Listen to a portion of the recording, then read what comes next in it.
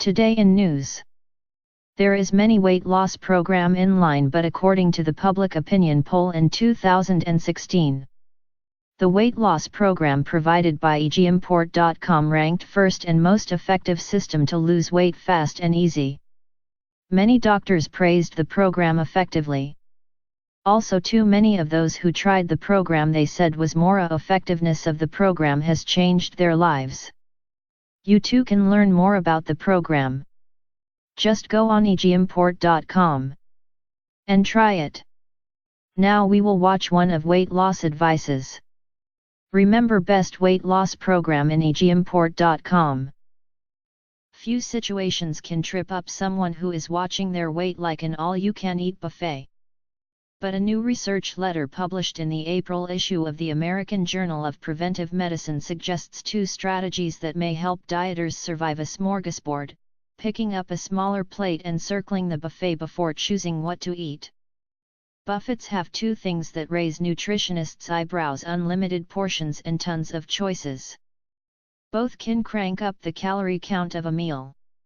Research shows that when faced with a variety of food at one sitting, people tend to eat more. It is the temptation of wanting to try a variety of foods that makes it particularly hard not to overeat at a buffet, says Rachel Begun, a registered dietitian and spokeswoman for the Academy of Nutrition and Dietetics. She was not involved with the new study. Still, some people don't overeat at buffets, and that made study author Brian Wansink, director of the Food and Brand Lab at Cornell University in Ithaca, NY, wonder how they restrain themselves. People often say that the only way not to overeat at a buffet is not to go to a buffet, said Wansink, a psychologist who studies the environmental cues linked to overeating. But there are a ton of people at buffets who are really skinny. We wondered, what is it that skinny people do at buffets that heavy people don't? Wansink deployed a team of 30 trained observers who painstakingly collected information about the eating habits of more than 300 people who visited 22 all-you-can-eat Chinese buffet restaurants in 6 states.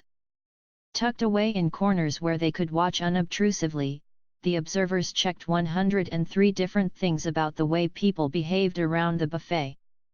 They logged information about whom diners were with and where they sat close or far from the buffet, in a table or booth, facing toward or away from the buffet. Observers also noted what kind of utensils diners used: forks or chopsticks, whether they placed a napkin in their laps, and even how many times they chewed a single mouthful of food. They also were taught to estimate a person's body mass index, or BMI, on site. Body mass index is the ratio of a person's weight to their height, and doctors use it to gauge whether a person is overweight. The results of the study revealed key differences in how thinner and heavier people approached a buffet. Skinny people are more likely to scout out the food. They're more likely to look at the different alternatives before they pounce on something, Wansink said.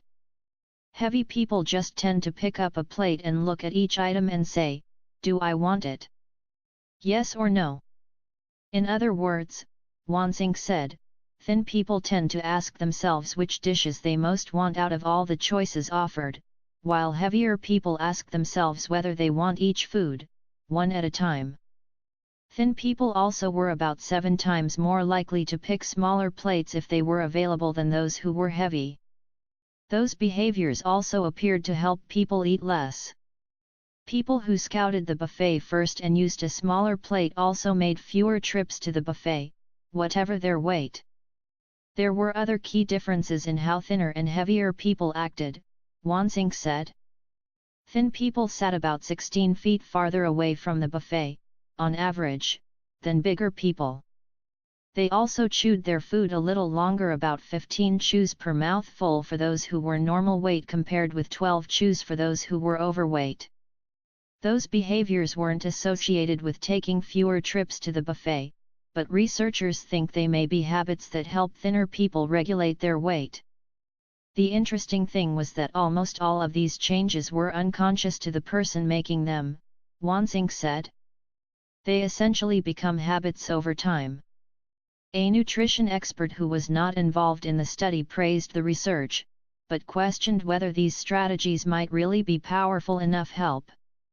As with all of Wansink's observations, these are insightful and useful, said Dr. David Katz, director of the Yale University Prevention Research Center, in New Haven, Con. But in some ways, they are like looking for the reasons why some people got wet sooner than others when the Titanic went down. The bigger issue was, the ship was sinking, and everyone was in the same boat. Katz said the best advice for dieters might be to avoid a buffet's temptations in the first place.